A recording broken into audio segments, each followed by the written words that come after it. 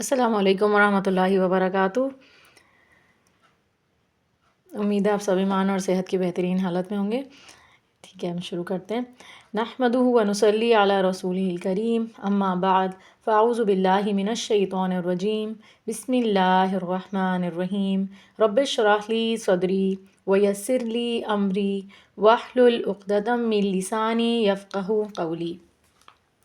الحمدللہ ہم نے کل روزوں کی فرضیت پر بات کی تھی اور بہت ساری چیزیں ہم نے شعبان کے حوالے سے بھی دیکھی تھی، اور ہم نے یہ سیکھا تھا کہ شعبان میں بھی آپ صلی اللہ علیہ وسلم اگر نفلی روزے کبھی رکھتے تھے تو وہ شعبان میں کثرت سے رکھتے تھے، اور 1 سے 15 تاریخ تک شعبان کی آپ صلی اللہ علیہ وسلم روزے رکھا کرتے تھے۔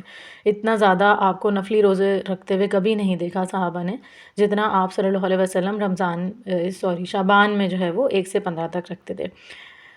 اور آج ہم دیکھیں گے کہ حدیث سے بھی جو ہے وہ روزے کی فرضیت ثابت ہے۔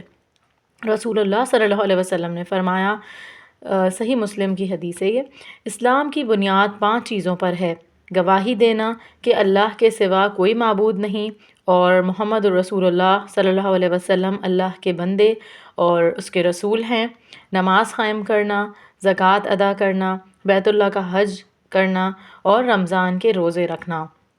تو اس حدیث سے بھی ثابت ہے کہ روزے جو ہیں وہ فرض ہیں۔ روزہ فرض عبادت ہونے کے ساتھ ساتھ بے شمار فائدوں کا حامل ہے اور اجر و ثواب کمانے کا ذریعہ بھی ہے، لیکن جیسا کہ ہمیں پتہ چلتا ہے، جیسے کہ کوئی بھی چیز جو ہے وہ جب سائنٹیفک ریسرچ سے ثابت ہوتی ہے کہ اچھا روزہ اتنا فائدہ مند ہے کہ وہ تو باڈی کے اندر سے کینسر سیلز کھا جاتا ہے اور ہم ہیلدی رہتے ہیں اور اس طرح کی، تو بعض دفعہ پھر جو ہماری نیت ہے وہ بدلنے لگتی ہے۔ تو ہمیں ان سب چیزوں کو جان کر، روزے کے دنیاوی فوائد کو جان کر، اس کی اصل کو نہیں کھونا، اور اس کی اصل یہ ہے کہ اللہ کا چہرہ پانا اور اللہ کے دیدار کے لیے ہم نے اللہ کو راضی کرنے کے لیے سب نے ایک کام کرنے ہیں۔ تو اس چیز کو ہمیں نہیں بھولنا، کیونکہ نیکیاں وہی قبول ہوں گی جو صرف اللہ سبحانہ و تعالیٰ کی ذات کے لیے ہوں گی، اس کی رضا کے لیے ہوں گی۔ اور پھر یہ ہے کہ روزہ جنت میں داخلے کا ذریعہ بھی ہے۔ ابو امامہ رضی اللہ تعالیٰ عنہ نے رسول اللہ صلی اللہ علیہ وسلم سے ایسے عمل کے بارے میں سوال کیا جو انہیں جنت میں داخل کرے، تو آپ صلی اللہ علیہ وسلم نے فرمایا، تم روزے کو لازم پکڑ لو کہ اس کی مانند کوئی چیز نہیں، اور یہ سنن النسائی کی حدیث ہے۔ پھر یہ ہے کہ روزے دار کے لیے جنت میں خصوصی دروازہ ہے، اسپیشل VIP پروٹوکول ہوگا انشاءاللہ روزہ رکھنے والوں کے لیے۔ اور سنن ابن ماجہ میں ہے کہ رسول اللہ صلی اللہ علیہ وسلم نے فرمایا، جنت میں ایک دروازہ ہے جسے ریان کہا جاتا ہے، قیامت کے دن پکارا جائے گا، روزہ رکھنے والے کہاں ہیں؟ چنانچہ جو شخص روزہ رکھنے والوں میں سے ہوگا وہ اس میں داخل ہو جائے گا، اور جو اس میں داخل ہو گیا اسے کبھی پیاس نہیں لگے گی۔ اللہ اکبر۔ پھر یہ ہے کہ روزہ جو ہے وہ آگ سے بچاؤ کا ذریعہ بھی ہے۔ تو رسول اللہ صلی اللہ علیہ وسلم نے فرمایا ہے، صحیح مسلم کی حدیث ہے، جو شخص اللہ کے راستے میں 1 دن کا روزہ رکھے گا، اللہ تعالیٰ اس کے بدلے اس کے چہرے کو آگ سے 70 سال کی مسافت پر دور کر دے گا۔ سبحان اللہ۔ اور پھر روزے دار کی منہ کی جو بسند ہوتی ہے، یعنی بسان یعنی اسمیل جو ہوتی ہے ایک تھوڑی سی، جس کو ہم بیڈ اسمیل کہہ رہے ہوتے ہیں، لیکن روزے دار کی جو اسمیل ہے وہ اللہ سبحانہ و تعالیٰ کو بہت پسند ہے۔ اور صحیح البخاری میں ہے کہ قسم اس ذات کی کہ جس کے ہاتھ میں میری جان ہے، روزے دار کے منہ کی بسان اللہ سبحانہ و تعالیٰ کو مشک کی خوشبو سے زیادہ پسند ہے۔ یعنی رسول اللہ صلی اللہ علیہ وسلم نے ہمیں بتا دی یہ بات، تو ہمیں بہت زیادہ اس چیز کو آگے بھی بتانا ہے۔ اور پھر آگے یہ آتا ہے کہ روزے کی جزا جو ہے وہ خود اللہ سبحانہ و تعالیٰ دے گا۔ جس چیز کے بھی رزلٹ کا ہمیں یقین ہو کہ اس کا رزلٹ یہ نیک کام کریں گے یا یہ اچھا کام کریں گے یا یہ والا پیپر اچھا ہو جائے تو اس کا رزلٹ جو ہے وہ بہت اچھا آئے گا، تو وہ کام ہم کتنی دل جمعی اور خوش اسلوبی کے ساتھ کرتے ہیں۔ تو اسی طرح روزے پہ بھی ہمیں یقین رکھنا ہے، روزے کے اجر پہ، کہ اللہ سبحانہ و تعالیٰ اس کا اجر خود دے گا، کیونکہ اللہ تعالیٰ نے ہمیں اس کا اجر نہیں بتایا ہے۔ اور صحیح بخاری کی حدیث ہے کہ رسول اللہ صلی اللہ علیہ وسلم نے فرمایا، ابن آدم کے تمام اعمال اس کے لیے ہیں سوائے روزے کے، بے شک وہ میرے لیے ہے اور میں خود اس کا بدلہ دوں گا۔ تو یہ حدیث قدسی ہے کہ رسول اللہ صلی اللہ علیہ وسلم نے فرمایا کہ اللہ تعالیٰ فرماتا ہے کہ ابن آدم کے تمام اعمال تو اس کے لیے یعنی اس کو پتہ ہے کہ اس کی یہ جزا ہوگی، اس کا یہ ثواب ملے گا، اور بہت سی نیکیوں کا دنیا میں بھی اجر ہوتا ہے، آخرت میں بھی انشاءاللہ ملے گا اللہ کے لیے خالص ہے تو۔ اور لیکن اللہ تعالیٰ نے آگے کیا فرمایا کہ بے شک روزہ جو ہے وہ میرے لیے ہے اور میں خود اس کا بدلہ دوں گا، کیونکہ روزے دار کے اوپر جو ایک امانت ہوتی ہے، کھانا نہ کھانے کی، پانی نہ پینے کی، لغویات سے بچنے کی، یہ ساری چیزوں میں اس کو کون دیکھ رہا ہوتا ہے تنہائی میں؟ اگر وہ کہیں اکیلا بھی ہوتا ہے تو وہ کھا پی نہیں لیتا، وہ کوئی لغویات میں نہیں پڑ جاتا، کیونکہ اس کو پتہ ہوتا ہے کہ میرا رب مجھے دیکھ رہا ہے۔ اور روزے میں پھر جو یہ کنیکشن اللہ سبحانہ و تعالیٰ سے ہمارا اسٹرانگ ہوتا ہے، اس کو ہمیں آگے لے کر چلنے کی ضرورت ہے۔ یہ کنیکشن ہم لیگ کر جاتے ہیں، یہ کنیکشن ہم بھول جاتے ہیں، اور بے شک رمضان میں تو وہ زیادہ ہو گئی، لیکن اس کا اثر پھر پورے سال تک رہنا چاہیے، کہ وہ جو 1 مہینے کی ٹریننگ پہ ہم تھے، اس کے گزرنے کے بعد 1 مہینے کے بعد اب جب عام زندگی جب شروع ہوئی تو اس میں پھر ہمارا کیا رد عمل ہے، تو یہ دیکھا جائے گا۔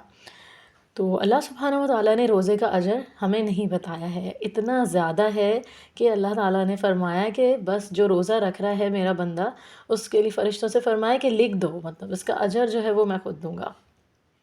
یہ ایک بہت ہی بڑے شرف کی بات ہے کہ جہاں باقی عبادات کا اجر 10 سے 700 گنا بتایا گیا ہے، وہاں روزے کا اجر مخفی رکھا گیا ہے، کیونکہ در حقیقت یہ خود ایک مخفی عبادت ہے، چھپی ہوئی عبادت ہے نا، پتہ ہی نہیں ہے کسی کو کہ ہمارا روزہ ہے، ہم نے صبح سے کچھ نہیں کھایا ہے۔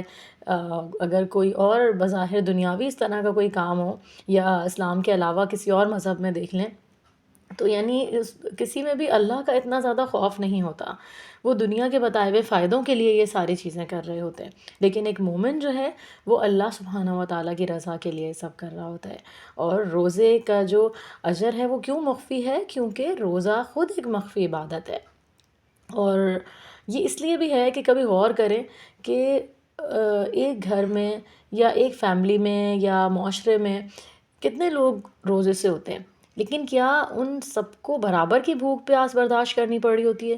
یا کیا ان سب کی انرجی لیولز ایک ہوتے ہیں؟ یا ان سب کی صلاحیتیں یا ان کے اوپر جو مشقتیں ہیں، کم زیادہ، ہلکی بھاری، تو وہ سب ایک جیسی ہیں؟ نہیں، کچھ بھی ایک جیسا نہیں ہے۔ تو اسی لیے اللہ سبحانہ و تعالیٰ کو پتہ ہے کہ کون کس مشکل میں ہے۔ کتنے آپ نے پڑھا ہوگا کہ صحابہ کرام ایسے تھے کہ وہ ایک کھجور کھا کے روزہ رکھ لیا کرتے تھے۔ تو یہ جو اجر ہے اس لیے اللہ تعالیٰ نے مخفی رکھا ہے کہ کون کتنی برداشت کر رہا ہے۔ اور پھر اس کے اندر آپ دیکھیں، ہم اپنے معاشرے میں بھی دیکھتے ہیں کہ روزے سے ہوتے ہیں بہت سارے لوگ، اور گھر میں میڈز ہیں ہماری، یا آگے ہم معاشرے میں نکلتے ہیں تو کتنے لوگ ہیں جو اتنی زیادہ محنت کر رہے ہوتے ہیں روزے میں بھی، تو کیا ان کا اجر ایک اے سی میں بیٹھنے والے بندے کے برابر ہوگا؟ نہیں ہوگا، کیونکہ اللہ تعالیٰ ہر عمل کا جو اجر ہے وہ نیت کے مطابق دے گا، اور نیت ہمیں بڑی سے بڑی کرنی ہے۔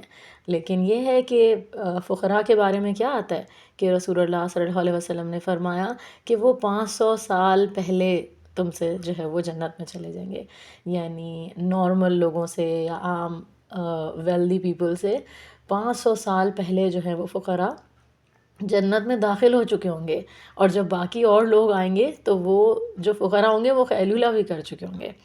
سبحان اللہ۔ تو ہر نعمت، ہر چیز کا اجر جو ہے وہ اللہ سبحانہ و تعالیٰ کو پتہ ہے۔ کبھی کسی بھی اپنی نیکی کو یا کسی بھی چیز کو بڑا نہ جانیں، ہمیشہ حقیر جانیں اپنی نیکی کو۔ یہ شیطان کا بھی ایک حربہ ہوتا ہے کہ وہ ہمارے جو ٹوٹے پھوٹے چھوٹے موٹے نیک اعمال ہوتے ہیں ان کو وہ بہت بڑا بنا کے دکھاتا ہے ہمارے سامنے، اور ہمارے دل میں ڈالتا ہے کہ بس بہت کر لیا تم نے، تو بس اب تھک گئے بس۔ تو اللہ تعالیٰ نے کیا فرمایا؟ فَإِذَا فَرَغْتَ فَانْصَبْ، کہ جب بھی تم تھک جاؤ کھپ جاؤ اس کے بعد پھر کیا کرنا ہے؟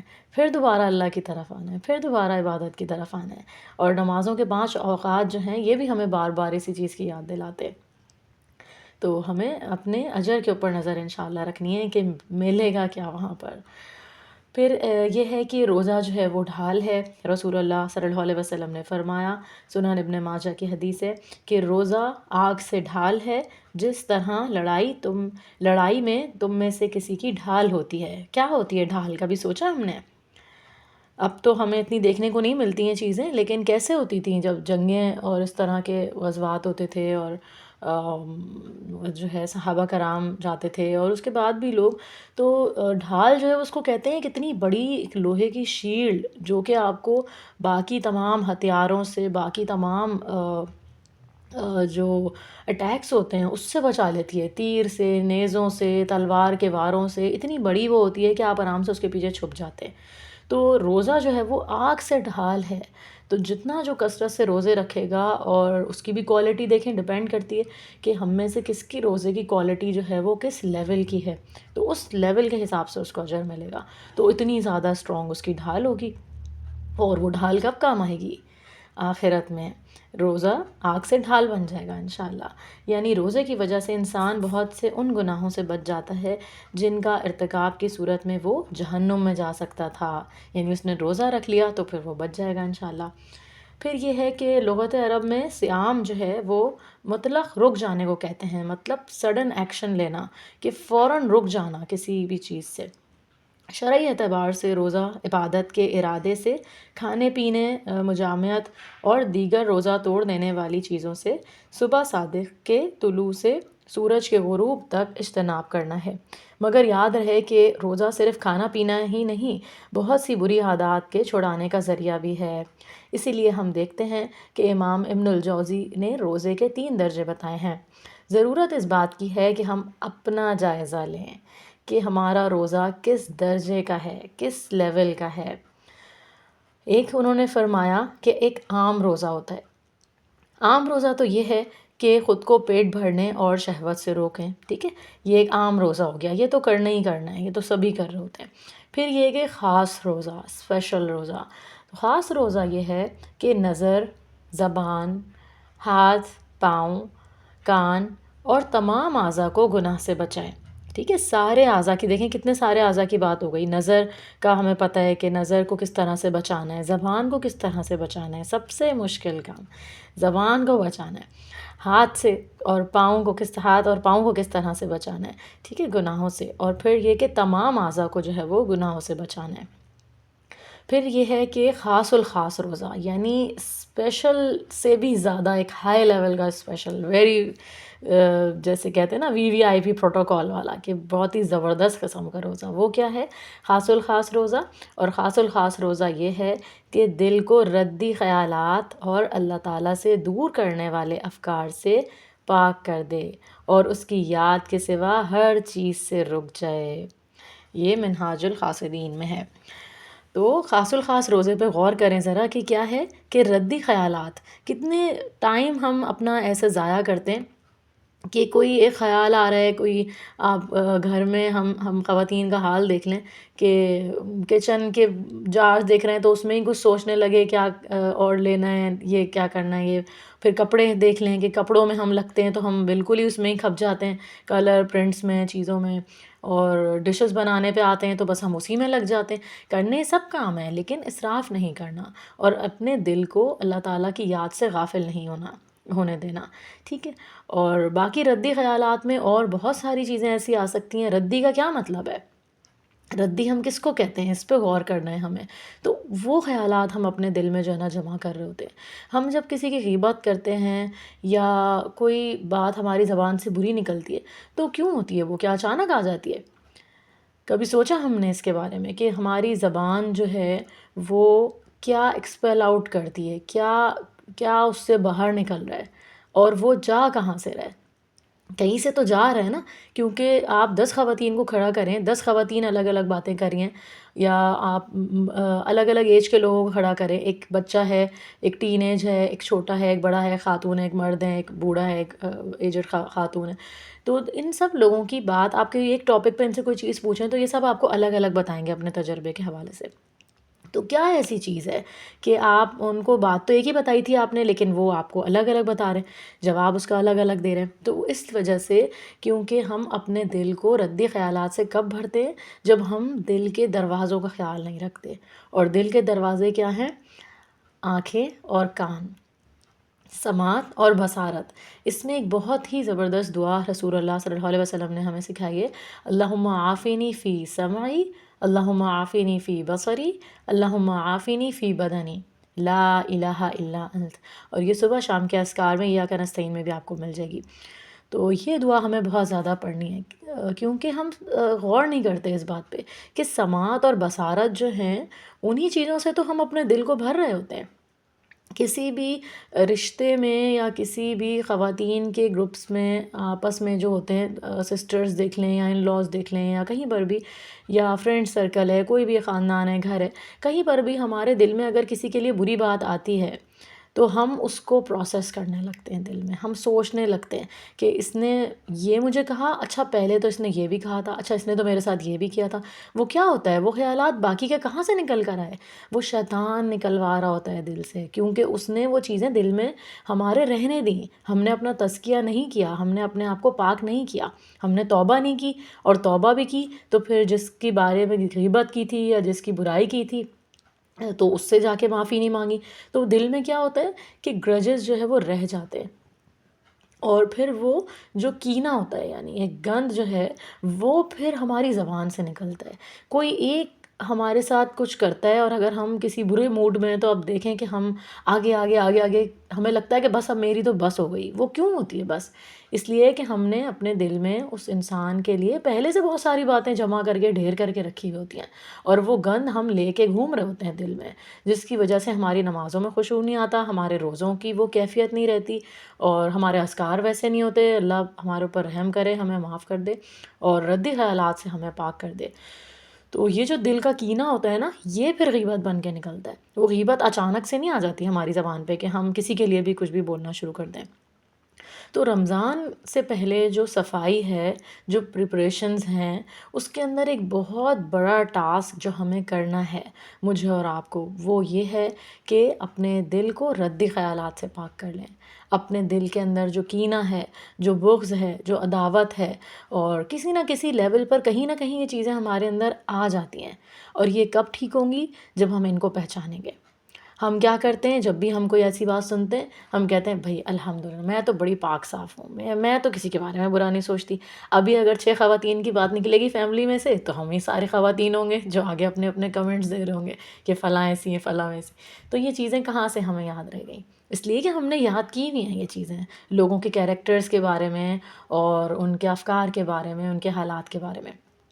تو جب تک ہم اپنے دل کو صاف نہیں کریں گے، ہماری نماز اور روزے بہتر نہیں ہو سکتے. تو ہمیں اپنے دل کی بہت زیادہ صفائی کرنی ہے. رمضان آنے سے پہلے جیسے گھر کا کونا کونا صاف کرنا ہے انشاءاللہ، ایسے ہی اپنے دل کے کونے کونے کو بھی صاف کر لیں اور سوچیں کہ کس کے لیے میرے دل میں گرجز ہیں، کس کے لیے میرے دل میں جو ہے وہ یہ ہے کہ اس نے تو میرے ساتھ یہ کیا تھا. ٹھیک ہے، اگر آپ کا دل کہیں دکھا ہوا ہوتا ہے تو یہ جملہ نہیں آنے دیں زبان پہ کہ بھئی میں تو معاف نہیں کر سکتی. کیوں؟ کیونکہ رسول اللہ صلی اللہ علیہ وسلم نے فرمایا ہے کہ کیا تم نہیں چاہتے کہ اللہ تعالیٰ تمہیں معاف کر دے؟ تو لوگوں کو معاف کر دیا کرو. تو یہ بہت اعلیٰ پائے کا کام ہے، اور اللہ سے دعا ہے کہ اللہ تعالیٰ ہم سے یہ کام لے لے، ہمارا دل صاف ہو جائے. اور مرنے سے پہلے تو ہو ہی جائے صاف، لیکن اللہ رمضان سے پہلے بھی کر دے، اور اتنا پاک صاف اور مطہر کر دے کہ اللہ کو پسند آ جائے اور ہمیں قلب سلیم اللہ تعالیٰ دے دے.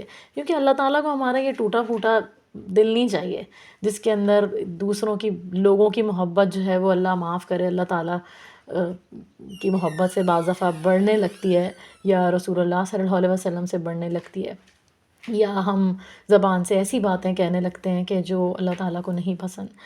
تو ہمیں بہت یہ دعا کرنی چاہیے کہ یا اللہ ہمیں سلامت دل دے دے. اور قرآن میں کس کی تعریف کی گئی ہے سلامت دل کے لیے؟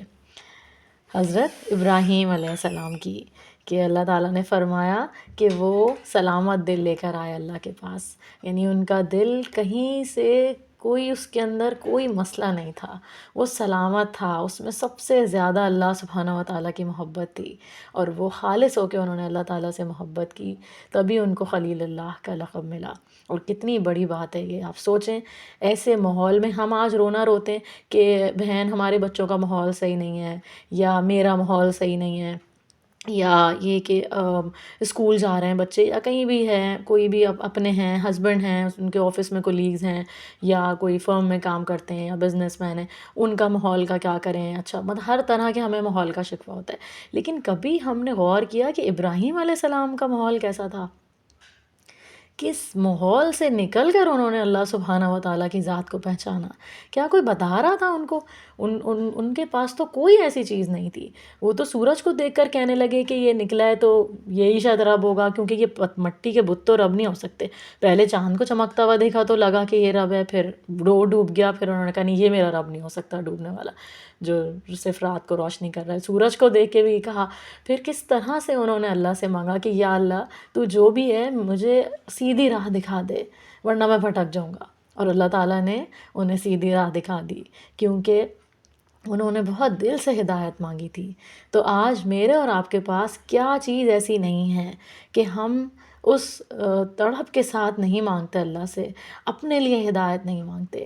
اور ہم نے اپنے بچوں کو بھی یہ سکھانا ہے کہ بیٹے اپنے لیے خود ہدایت مانگو گے تو ہدایت ملے گی، کیونکہ ہدایت مانگنے سے ہی ملتی ہے۔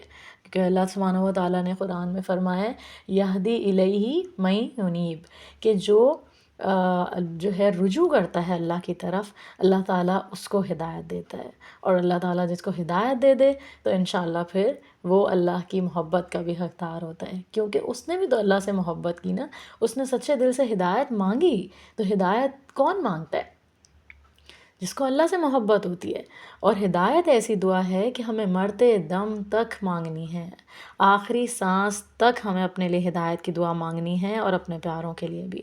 اور اس کے بعد یہ بھی دعا کرنی ہے کہ ربنا لا تزغ قلوبنا بعد اذ ہدیتنا وہب لنا من لدنک رحمہ انک انت الوہاب، کہ یا اللہ میرے دل کو جما دے، مجھے استقامت عطا فرما دے ہدایت پر، اور میرے دل کو بھٹکنے سے بچا لے، اور بے شک تو بہت زیادہ عطا کرنے والا ہے۔ تو اللہ تعالیٰ کے جو نام ہیں یہ بہت ہی ان پہ جتنی بات کی جائے یہ کم ہے، کہ اللہ سبحانہ و تعالیٰ کے ناموں کے ساتھ ہمیں اللہ تعالیٰ کو پکارنا ہے۔ کیونکہ آپ سوچیں دنیا میں ہی آپ کسی کی اگزامپل لے لیں، جب آپ بغیر کسی کے نام کے اس سے کوئی کام کہیں گے، بچے کو ہی دیکھ لیں کہ آپ کہیں سنو ادھر آؤ، یہ کر لو، یہ پڑھ لو، بچے کیوں ہماری طرف اتنا متوجہ نہیں ہوتے؟ تو آپ دیکھیں اس کے اندر جیسے ہمیں محبت سے پکارنے والی بات میں ہم دیکھتے ہیں کہ رسول اللہ صلی اللہ علیہ وسلم بہت پیارے پیارے نام رکھتے تھے لوگوں کے، اور بہت محبت سے پکارتے تھے۔ جیسے حضرت عائشہ کو کیا رضی اللہ تعالیٰ عنہ وہ کہتے تھے آپ صلی اللہ علیہ وسلم، عائش کہتے تھے محبت سے۔ تو ہمیں محبت کے نام رکھنے چاہیے اور ان سے پکارنا چاہیے، تو اس سے پھر انشاءاللہ ہماری بات میں اثر ہوگا۔ تو اسی طرح اللہ سبحانہ و تعالیٰ نے بھی اپنے لیے یہی فرمایا کہ اللہ تعالیٰ کے بہت پیارے پیارے نام ہیں، لہ الاسماء الحسنی، اسی کے لیے ہیں خوبصورت نام، فادعوہ بہا، تو اس کو ان ناموں سے پکارو۔ تو آج سے ہمارے لیے جو ایک مین کی پوائنٹ ہے وہ یہ ہے کہ ایک تو ہم نے اپنے لیے اور سب کے لیے ہدایت کی دعا بہت زیادہ مانگنی ہے، پھر یہ ہے کہ ہم نے اپنے دل کو ردی خیالات سے پاک کرنا ہے، کیونکہ ہم نے یہ دل اللہ کے آگے لے کر حاضر ہونا ہے، اور پھر ہدایت کی دعا کے ساتھ ساتھ دل کے پاک صاف ہونے کی بھی ہمیں بہت زیادہ دعائیں مانگنی ہیں۔ اور پھر تیسرا پوائنٹ کیا ہے کہ اللہ تعالیٰ کو اس کے ناموں کے ساتھ پکارنا ہے، اور یہ آپ کب کر سکتے ہیں؟ جب آپ کو ان ناموں کا مطلب پتہ ہوگا، جب آپ کو پتہ ہوگا کہ اس نام کا مطلب کیا ہے۔ اور الحمدللہ باذن اللہ تعالیٰ ہماری ایک ٹیم ہے اسماء الحسنیٰ کی، اور ہم اس میں لیکچرز کا سلسلہ جو ہے وہ چل رہا ہے ابھی، اس کا الگ ایک گروپ بھی ہے اسماء الحسنیٰ کے نام سے، اور میرے یوٹیوب پہ بھی لیکچر جو ہیں وہ سیو ہیں۔ تو ہر نام کا آپ کو انگلش میں بھی مل جائے گا لیکچر، اور اردو میں بھی مل جائے گا۔ قرآن فار ہیلنگ، میں آپ کو اس کا لنک انشاءاللہ بھیج دوں گی گروپ پہ، تو وہ وہاں سے جا کے آپ سن سکتے ہیں۔ ایک ایک نام کو بہت ہی شارٹلی جو ہے نا وہ بیان کیا گیا ہے۔ اور اگر آپ نے ڈیٹیل اس نام کے بارے میں جانی ہے تو استاذہ محترمہ فرحت ہاشمی صاحبہ کے جو لیکچرز ہیں اسماء الحسنیٰ کے، ان سے آپ مستفید ہو سکتے ہیں، تاکہ اللہ تعالیٰ کو اس کے ناموں سے جانیں۔ پہچانیں، تبھی ہم اس سے جو ہے وہ اس طرح سے دعا مانگیں گے انشاءاللہ۔ تو اللہ تعالیٰ کے ناموں کو یاد بھی کرنا ہے، اور یہ دیکھیں کہ قرآن میں کہاں کہاں اللہ تعالیٰ کے بعض جگہ دو دو نام ایک ساتھ آتے ہیں، جیسے غفور الرحیم۔ تو اللہ تعالیٰ سے جب مغفرت مانگیں تو کہیں کہ یا غفور الرحیم مجھے بخش دے، ہم سب کو بخش دے، تمام ایمان لانے والوں کو بخش دے۔ غفور کا مطلب ہے ڈھانپ لینے والا، بخشش فرمانے والا، رحیم کا مطلب ہے بہت زیادہ رحم کرنے والا، بے انتہا رحیم۔ تو دونوں نام ایک ساتھ لینا بھی بہت زیادہ فائدہ مند ہے۔ تو اسی طرح سے جو جو نام اللہ تعالیٰ کے ایک ساتھ ہیں، سمیع علیم، دعا کے لیے آپ کہہ سکتے ہیں کہ یا اللہ آپ سمیع علیم ہیں، میری بات جو ہے وہ سن لیں، میری دعا قبول کر لیں۔ تو یہ ہے سارا، ٹھیک ہے۔ تو انشاءاللہ آپ نے جو ہے وہ ان چیزوں کو، ان پوائنٹس کو لکھ لینا ہے، اور ان پر انشاءاللہ مجھے اور آپ کو عمل کرنے کی کوشش کرنی ہے، ٹھیک ہے۔ اور آج ہم نے روزے کی 3 کائنڈس بھی پڑھی، عام روزہ، خاص روزہ اور خاص الخاص روزہ۔ تو اس پہ بھی آپ نے غور و فکر کرنا ہے کہ آپ نے کون سا روزہ رکھنا ہے۔ اور پھر یہ ہے کہ کرنے کے کاموں میں کچھ کام اور بھی ہیں، کہ روزہ ایک فرض عبادت ہے جسے خالص نیت کے ساتھ صرف اللہ کے لیے، رضا کے لیے رکھیں، ٹھیک ہے۔ خالص نیت کے ساتھ، نیت ہمیں اپنی جو ہے وہ اللہ کے لیے خالص کرنی ہے، کہ روزہ میں نے اللہ کے لیے رکھنا ہے۔ پھر یہ کہ کسی شرعی عذر کے بغیر روزہ ہرگز نہ چھوڑیں۔ جو گھر میں بہت زیادہ بزرگ خواتین حضرات ہیں ان کو بھی بتائیں کہ اگر وہ رکھ سکتے ہیں تو ضرور رکھیں، کیونکہ روزے کا جو نعم البدل ہے نا، مطلب وہ کوئی نہیں ہے۔ فدیہ تو دے دیں، ٹھیک ہے، کہ وہ نہیں بیچارے رکھ سکتے، اللہ تعالیٰ جانتا ہے بہتر ان کی حالت، فدیہ دے دیں، ورنہ یہ کہ کوشش کریں کہ اگر وہ آگے رکھ سکتے ہیں تو پھر ان کی ہمت بڑھائیں کہ وہ رکھ لیں۔ پھر یہ کہ روزے کو باطل کرنے والے کاموں سے بچیں، ٹھیک ہے۔